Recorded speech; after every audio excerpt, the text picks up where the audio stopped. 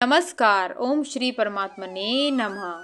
अमीहि त्वां सूरसंघा विशन्ति केचिद्भीता प्राञ्जलयो गृह्णन्ति स्वस्त्युक्त्वा महर्षि सिद्धसंघा स्तुवन्ति त्वां स्तुतिभिः पुष्कलाभिः।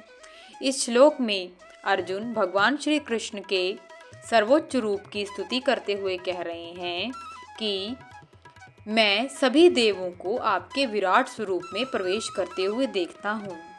कुछ भयभीत होकर व कुछ अन्य खुली बाहों से आपकी स्तुति कर रहे हैं और कुछ महर्षि व सिद्ध पुरुष कल्याण हो ऐसा कहकर उत्तम उत्तम स्तोत्रों द्वारा आपकी स्तुति कर रहे हैं, फिर भी आप उन्हें खा रहे हैं।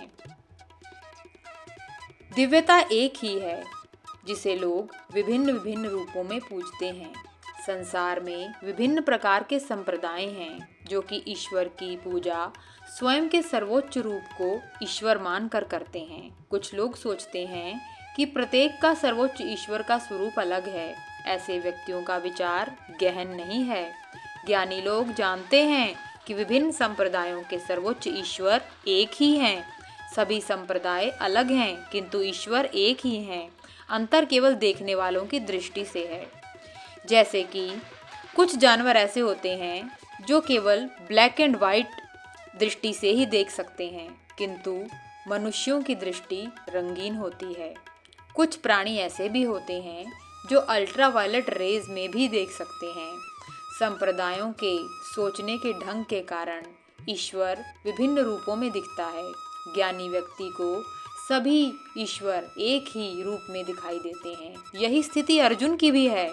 उसे सभी देवता एक ही ईश्वर में प्रवेश करते हुए दिखाई देते हैं। कुछ लोग भय के कारण ईश्वर की पूजा करते हैं। प्रत्येक व्यक्ति का ईश्वर को पूजने का ढंग अद्वितीय होता है। संस्कृतियों का विकास भौगोलिक परिस्थितियों के कारण होता है। जो लोग उत्तर के भागों में रहते हैं वहाँ कृषि ठीक से नहीं हो पाती। वे केवल अपना अस्तित्व बचाने में ही व्यस्त रहते हैं। उनका जीवन बहुत कठिन होता है, इसलिए वे ईश्वर का भयावह रूप बनाकर भय के साथ ईश्वर की पूजा करते हैं, क्योंकि उनका जीवन कठोर होता है।